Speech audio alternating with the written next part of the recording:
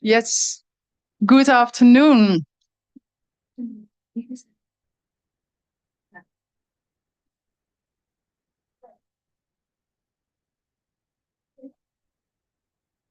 Good afternoon, everybody. A very warm welcome to you all on behalf of Top Sector and Top Sector Horticulture and Starting Materials from the Netherlands, who made this happening also happen.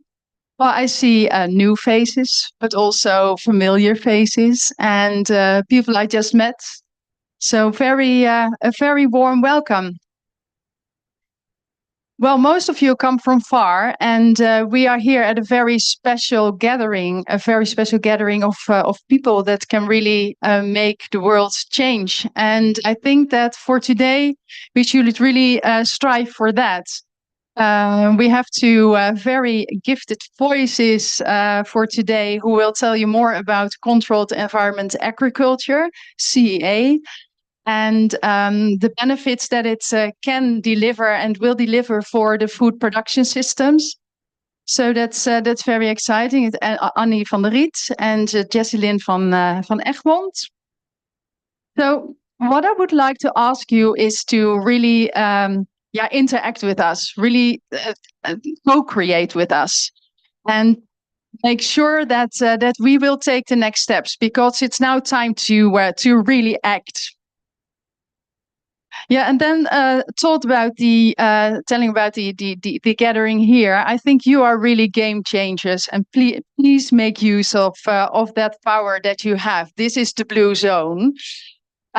So who am I? I am Mariska Dreschler. I am a passionate platform builder. I like to connect people as much as possible, and I do that from day to day at the Green Tech. Green Tech is a platform. It's a platform where technologies to grow crops so crops like vegetables and soft fruits are grown in the most sustainable way possible. We have our show in Amsterdam, which is worldwide focused, and we have a very regional focused show as well in Mexico, which is focused on the North America, because Mexico is the production hub of North America for vegetables and soft fruits. So as said, we have two speakers, and we are going to listen to them very soon. And after that, I would like to engage with you and the speakers to really see what are the next steps that we can take to really make sure that we are going to head for a sustainable future of food. So Annie, can I please give you the floor?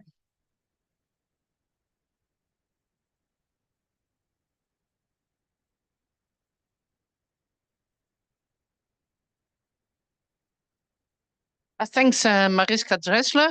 My name is Annie van der Riet. I'm the president of the Dutch Association of Greenhouse Technology Industry in the Netherlands. We have almost 80 members, and in total they have a turnover of 3 billion euros. And almost 80% of that turnover is realized outside the Netherlands. So industry is very international organized. Well, what is my motivation to work for this industry? 4 years ago, I entered this industry, and I was very surprised. I was very surprised because there is so much entrepreneurship, there's so much international focus in this industry, and they are so upset to work on feeding and greening the world. It's amazing how much innovation in this small industry in the Netherlands is going on. And I will talk about it. Well, what are the developments? One of the developments is world population is growing. World population is growing. In 2050, there will be almost 10 billion people in this world. And more people are living in the city, and we need to feed them, and they are not self-sufficient in growing their own crops.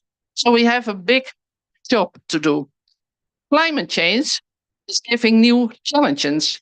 And that's where all about in this presentation. What do we need? What do we need? We need to produce close to the cities. We call it local for local. Food security is important.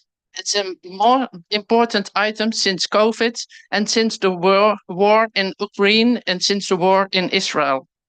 Food security, safe and healthy food. It's very important. And don't forget the environment. Must be sustainability. We have the sustainability goals, and we want zero hunger. We want good health and well-being. We want clean water and sanitation. We want affordable and clean energy. We want sustainable cities and communities, and so on and so on. So we have a lot to offer. The solution, in the next slides, the solution is controlled environment agriculture. Compact growing systems, feeding, greening, and healing the urban regions in the world. This is an example. This is an example of a greenhouse, a foley and greenhouse in the UAE, and it's using solar for energy. So it's very sustainability. In the next slide, we see a greenhouse in Iceland. In Iceland, they use renewable energy from the geothermy. So they took the warmth out of the earth and they used it for the greenhouses, and they use it for warming the houses in the surroundings. So controlled environment agriculture is the solution feeding the world. In the open fields, you cannot get enough yields to feed all the people in the world. So controlled environment agriculture is higher yields, a lower footprint, and leaving more spare for biodiversity and socio-economic activities like housing, like nature, like industry, etc. But is it sustainability? Yes, it is. More control means higher yields. For example, tomatoes. If you grow tomatoes outdoor in the open fields, you get 6 kilos per square meter. If you grow tomatoes in a greenhouse, it's more than 80 kilos from a square meter. And if you grow tomatoes in indoor farming, it's almost more than 100 kilo from 1 square meter. So controlled environment agriculture is healing the world. More yield, better controlled, food safety, less diseases, and optimized climate. Water use, another example. This is an example for lettuce. Lettuce in a greenhouse. If you grow lettuce outside, you need 60 liters for one crop of lettuce. When you grow the lettuce in the greenhouse, it's only 5 liters. And when you grow lettuce in the indoor farming, it's less than 1 liter per crop. So it's very sustainable. So we think controlled environment agriculture is a worldwide solution for healthy food. It's sustainable. We are using less water. We have higher yields. We are using residual heat and carbon from industries. We are using renewable industry. We reuse nutrients. So greenhouses even can produce energy. We need less water use. We need less or no pesticides. We have land sparing, higher yields, increased biodiversity, and last but not least, it's local food. And so we have less dependence of imports. And of course, greening the city, flower plants, better living and working circumstances. Well, let's go to the summary of my presentation. Our presentation is a big plea for controlled environment agriculture. What are the arguments? Mitigate climate change. We can realize any crop in any climate. We can realize less food losses and higher yields to feed the increasing world population. Third, more of the nutrients food for those in need. It's not only the quantity of the food, but also the quality of food is better when you grow it in greenhouses. We can realize green, healthy living urban areas. And last but not least, less land needed. So you have more opportunities for biodiversity, more opportunities for nature, etc. So, well, the conclusion is join the settlers, controlled environment agriculture movement, and well, it's I plea for affordable, fresh, and local food for all. Thank you so much.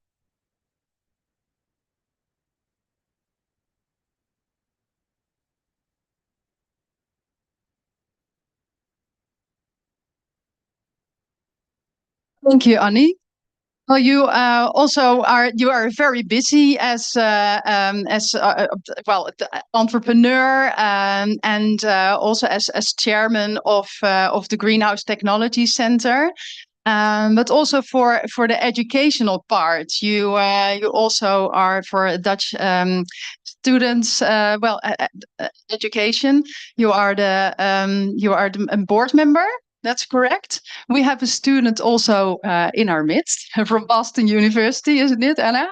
So, how important are students to get the CEA movement forward?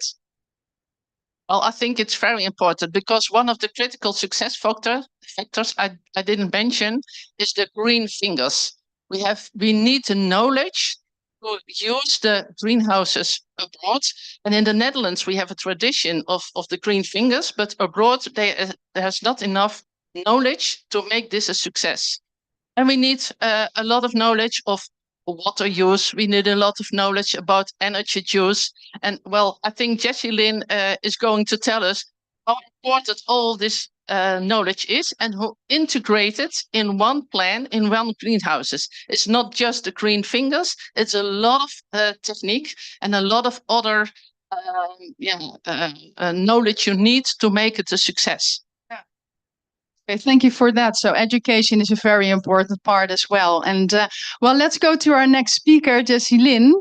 Well, you have something very spectacular, in my opinion, for the audience, and I can't wait to hear more about it. Thank you. Thank you, and go ahead. The clicker you're gonna click here, yes. I hope it's spectacular. I really honestly believe it is spectacular. So I'll give my presentation and then feel free to jump in and ask questions and interact as well. So my name is Jessie Lynn. As Mariska just said, I'm a civil engineer by background. I started working in the horticultural industry around 4 years ago. I started in research and development, so really looking at controlled environmental agriculture and seeing how can we optimize everything inside the greenhouse. So how can we use even less resources than we already do? And then I moved to circular development.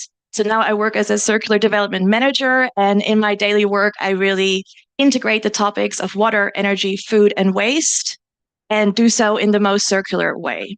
So I will tell a bit more about that. As Annie already said, there's many benefits that come with CEA, ranging from efficiency to high yield, not taking up a lot of land, food security, soil independence, et cetera.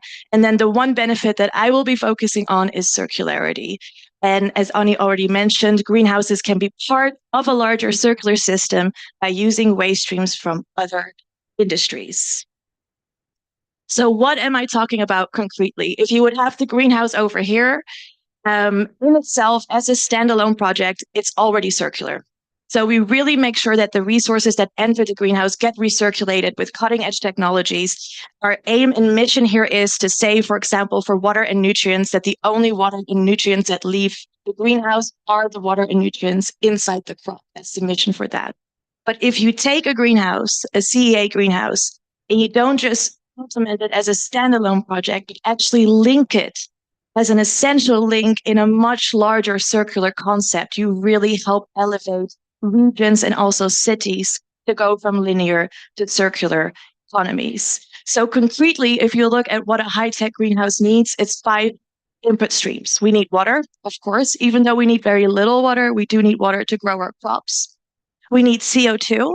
we actually inject CO2 into the greenhouses to increase our crop production and increase our yield.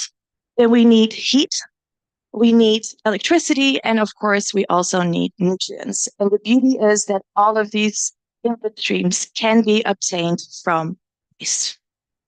What type of waste? There's a wide range of different industries that could be beneficial for this. Domestic waste, sanitary waste, agricultural waste, aquaponics. So there's a lot of crossovers that can be made to really generate circular concepts like this, where you take urban products from a city or from a region, use it for your greenhouse to grow nutritious fruits and vegetables and fruits, to then deliver it again to the same region that you took from. That's why we've also adopted this concept as circular city greenhouses, really taking high-tech CA greenhouses and elevating it to another level and helping the world not just feed its population, but do so in a sustainable and circular way. So summarizing it in a nice visual, we have the linear city here behind me where there's import dependence. So you can see food's being imported over land. Different regions are not focusing on circularity, but the city is living in a linear way where waste streams are not being recovered, but being deposited into the environment, not just causing pollution, but also causing valuable resources to be quite literally wasted. Then if we move to a world where there is an intervention, where we would implement a circular city greenhouse, you see a different cycle. You see a cycle. So if you have your greenhouses over here, there's local production, there is resiliency against shocks. You don't depend on the imported sector of food, for example, lettuce, tomatoes, bell peppers, cucumbers, etc. And waste is not seen as waste, but as the valuable opportunity that it is. So what happens is that you create industrial symbiosis. That is not just beneficial for a region or for a city, but also beneficial for industry. So there's a lot of stakeholders that can benefit from this. It reduces the city's organic waste and urban wastewater, also reducing emissions, especially when you convert organic waste and digest. You know, there's methane that comes from it, but we can immediately also implement and use the CO2 that would come from that digestion step. Then it's an opportunity to grow fossil free. And also an opportunity to grow fossil-free in regions where you wouldn't have enough solar radiation to rely on solar panels, for example. And then, as I've already mentioned, you help regions go from circular economies. The beauty of this also is that we're already doing it. So there are projects in the world where individual waste streams are being used for high-tech greenhouses. So they exist. Just to give a few examples, there's a plant or a high-tech greenhouse in Japan where CO2 is being used. There's a high-tech greenhouse in France where waste heat is being used. There's greenhouses in Australia where domestic wastewater is being upgraded so that we can use it for both irrigation and cooling water. And then we also have greenhouses in Australia where we recover nutrients from fish farms. Still, even though technology is not the limiting factor, there are limiting factors when it comes to implementing these type of projects. The examples that I also gave you, they're examples where individual waste streams are being used, even though we could use more waste streams at once. So there are still obstacles, there are still limitations. The technology is there, it's being proven, it's being done. And what we've noticed really, and which is also the reason why we're here, is that collaboration and awareness is what the limiting factor is. It's cross-sectoral collaboration. So food people talk to food people, water to water people, waste people to waste people, and we really need to break those barriers and have people talk together on the ground. We also need to create awareness so we can gather the people that are willing to do these type of projects with a high-tech greenhouse as an essential link early enough in the design process.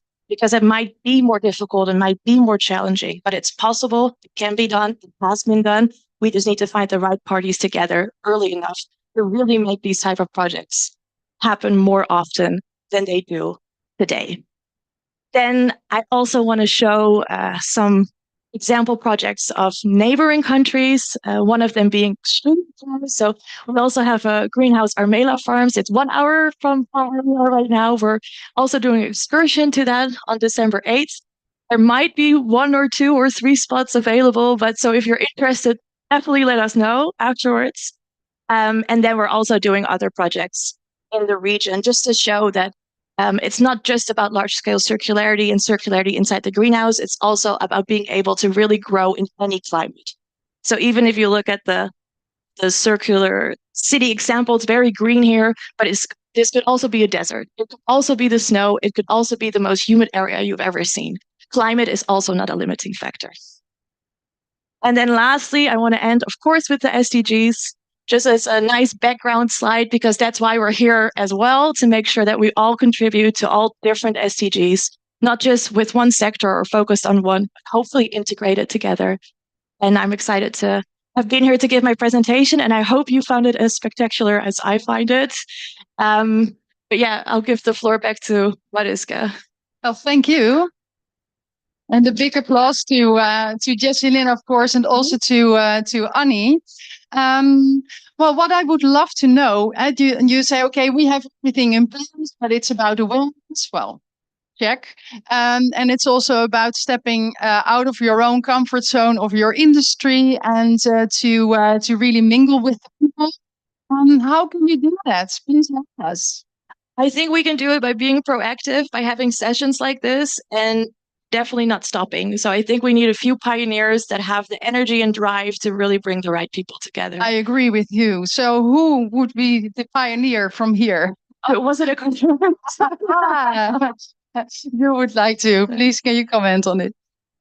Yes, I can. My name is Jolijn Soort van Kessel. I'm Innovation Lead Circular Agri-Food at Food Valley from the Netherlands. I think we are a pioneer because we already did a pilot on the waste streams or the side streams, I would say, the unavoidable side streams of tomato plants. Together with, we did organize a challenge. There was a company, a startup, Grassa, that won. And they were able to upcycle this side stream all the way up to feed and even food. Not allowed yet, not possible yet. So legislation has to come in there to have some experimental room, I think. But we can do it. So even there also, technology is not the limiting factor. But my question is, and it's a question for you, what if we would do that and implement that also into this concept? Then a lot of side streams that are now within the circular greenhouses are being used would become used outside of that concept. Would there be enough other ingredients possible to bring in from other streams that are maybe more lower on the cascading range? Do you have any idea on that? Where could we get it from if it's not coming from the own waste streams? You mean as in the input streams, as there would be competition, for example, for the waste streams and other industries would use, etc. I think there will be. Yes. I did think about this. I think in terms of water, we use so I will go through the 5 streams. Water, I think we use such little water. So even if you would have, for example, a region of 10,000 people, it would be enough to build a couple of hectares of greenhouses next to it. So there, I don't see any competition. You can always combine it with mid-tech. You can combine it with open field and actually have agro hubs where high-tech greenhouses would only take 2 to 5% of what maybe an output stream would be in terms of water. Then when you go to electricity or methane or organic waste generation, I think it's really a matter of investment. So whoever is actually building the digester, they will be able to also use the electricity generated by that. Then if it's a region where you would be able to rely on other fossil-free sources, you could. And at the same time, we still use the CO2. So even if someone else would be using the organic waste and the methane from that on the electricity side, we would benefit from it. Because otherwise that CO2 would be emitted into the environment. So anybody that's actually reusing organic waste is interesting to us because we're using an otherwise non-source. And for the other ones, they're similar, yeah. Well, thanks for that, because I immediately see Terence, right? Yes, and Terence, yes, Fatima, I will of course give you the floor as well. So yeah, okay, let's do it like that. Terence, you are also working in food industry, but also textile industry. Can you comment on what we are talking about, and do you see opportunities, possibilities to work together? Thank you. My name is Terrence Eben. I'm a social impact entrepreneur based between London, Dubai. Um, I'm wet behind the ears when it comes to greenhouses, but yes, I have small scale women's empowerment farm in Togo, 6 hectares to be exact for cassava. And I was encouraged to go in this direction because of the potential for renewable energy with cassava, so to produce flour and not just using it as a food crop. So storage is easier, long-term consumption. We're building a smart agro village in Cameroon, over 200 hectares. We can house about 2,000 people using container homes. We have water springs, which we want to bottle the water and be able to use it as far as a subsistence of the people living to generate some economy. So yeah, I mean, greenhouses are interesting for the exact same reasons which you've elaborated. It's space usage, economizing space, also creating jobs. For us, that's the main thing. And so I guess then you see SDGs coming together, including pineapples to make textiles. So again, there's a intersectional industry opportunity there, which is why I'm here. Thank you. Thanks, Terence. And then, of course, Mrs. Fatima, can I please give you the mic? Thank you so much. I am Fatma Al Hassan from Sudan. I have 2 questions to the speakers. The first one is about the waste. What is the kind of the treatment that used for waste so as to be safe for human beings for food? The second question, you said that in the greenhouse there is no use of, there is protection against pest and disease. Are you using chemicals for the protection, or is it a natural materials, or what? Thank you. Yes. Thank you. Can you elaborate a bit on it? I'll start with the first question, and then Ani will take the second question. Yeah. Because we recirculate so much inside the greenhouse, the treatment that we do, for example, for water is incredibly high. So there's really high standards for any waste that would even enter or be close to the greenhouse. Sometimes, for example, for cultural reasons, we wouldn't be using domestic wastewater, no matter how well treated it is for irrigation, but then we could use that for cooling. And then have the very little water that we would need for irrigation practices left, and take that from fresh resources. And then our impact would be in the fact that we use up to 95% less compared to open field. When it comes to CO2, there's a lot of cleaning and a lot of steps that need to be taken. So there's really, really high standards. We also really want to make sure we protect our crop and that we protect our production, and also, of course, everybody that's involved and all the people. Thank you. Well, the second question, do you use pesticides? The greenhouse is a controlled environment, so you can make the optimize climate. In open fields, you have too much water, too less water. It's always a problem. It's too hot. It's not too hot. In the greenhouse, you can optimize the climate. So that's the reason that you don't almost need pesticides. It depends on the crop. And another important development is where Anneke, can you tell about us about the resistant seeds? Anneke, maybe you can tell you something. Yes, thank you for I think also what Jesselyn said, the horticultural industry is really working together with many entrepreneurs, with the government, with policymakers, because there's no single company in the world who can manage a whole greenhouse. So improved seeds by resistance breeding is very important, but also in the greenhouses, a lot of insects are used in the Netherlands, but also in other countries. We have coppered, or we sell insects destroying the other insects. So it's really possible to become really circular. And I agree with Jesselyn. We do have examples that there's hardly any chemicals used. And the ones who are going to Armela farms, they will see that within 6 weeks, the lettuce is out of the greenhouse, hardly any chemicals used, almost no water, and it's really healthy and affordable food in this region. But what also is very important, that we have projects all over the world, and circumstances differ so much from Kazakhstan or Indonesia or Africa. There's different capacity, there's different knowledge of people. So there's so many issues we have to solve together, but it's possible. Yeah, I fully agree with you. It's even when we look at the Green Tech as a platform, which is organized worldwide, as I told you, but in Amsterdam, and we have the show in Mexico. I call it the 3 Cs. It's the culture, it's the crop, and it's the challenge, and the climate, of course. So 4 Cs.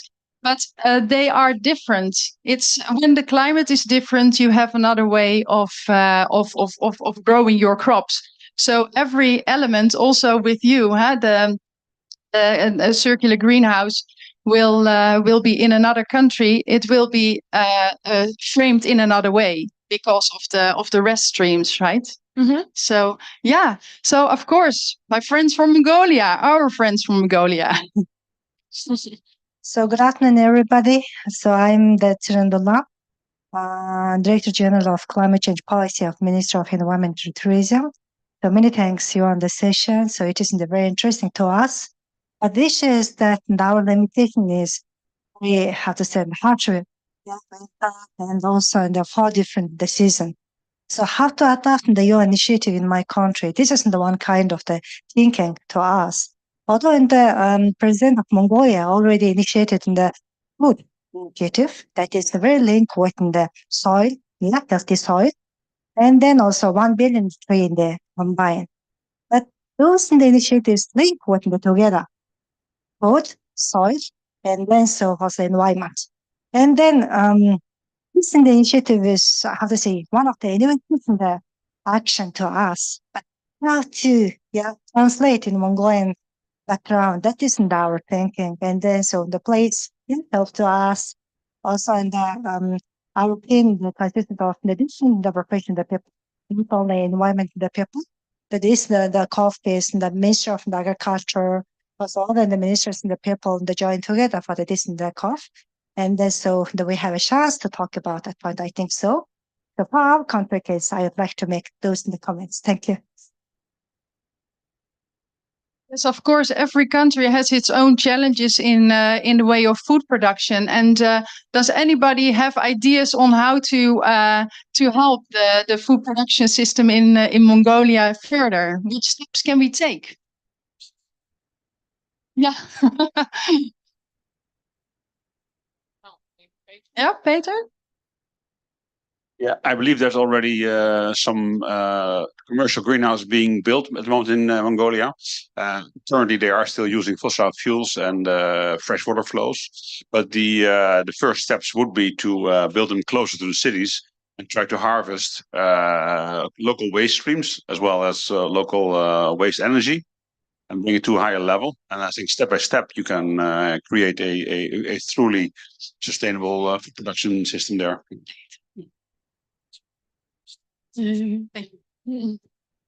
Maybe indeed in many countries, also in the Netherlands, we use quite a lot of fossil fuels still.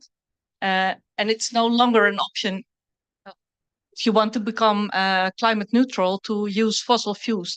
So we do have to find solutions for that. And there is, at this moment, it's warmth from Earth.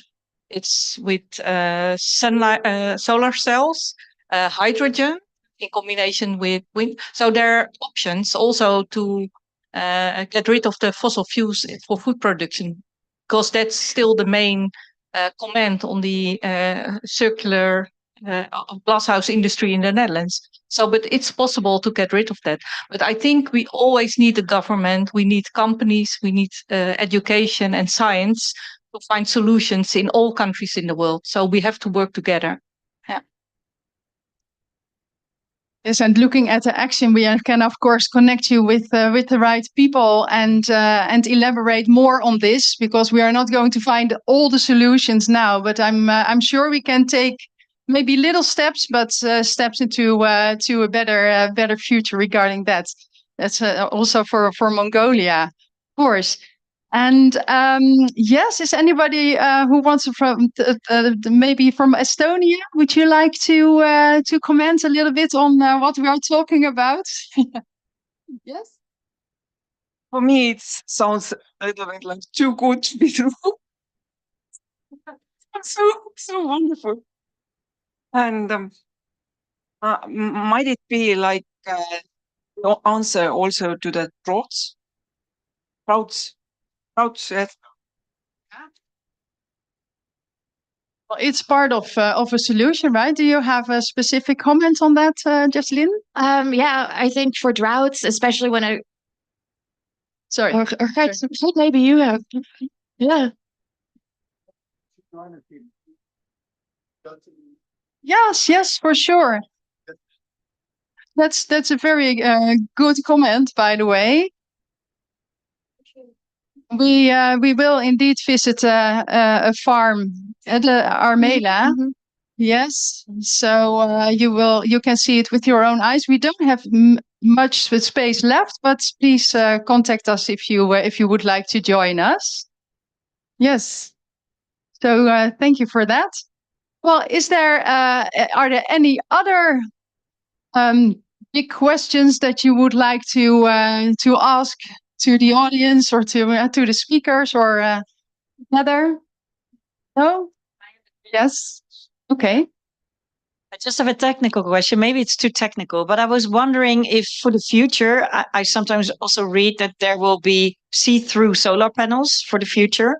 Would that not be a perfect solution for this? But I mean, I don't know how fast that development goes. I hope it goes faster, but I was wondering if you know the status of that. Would that be something? Well, Jesselyn, I think Phaser is the most updated.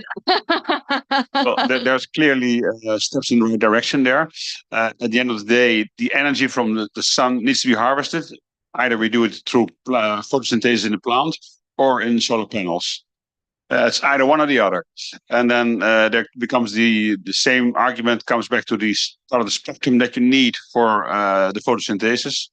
So you're right. We are making steps in the right direction. It's not yet the holy grail. Some work to be done there. Okay, thank you for that. Well, we don't have found the holy grails yet, but I think we made little steps forward today. And thank you so much for your igniting presentations and also the participation of everybody. I think that's the way to go. We need to act, even as said, little steps, but we need to act and engage with each other. So about the field visits, again, if you would like to participate, let us know, and that will be on Friday. And we have at the end of the Friday. Would you like to comment a little bit more? No. Okay, I will tell you. So, and we also have on the 8th of December at the end of the afternoon, we have a reception at the Consulate General, the residence. So you are very welcome to join us in that. Everybody is welcome. And maybe you already found a little token on your seat, as we have to take care of the world and take care of good food. And us as people, we have a little present for you, and it's full organic. So I would very much like to thank you all for your participation, and I hope we can do the after party immediately after this. Okay, thank you. One more remark. If you want to have more information about the field trip, my name is Gert Stiekema, Top Sector Horticulture. But we have information for you about the field trip and about the reception on Friday. For sure. Thank you. Okay, thank you.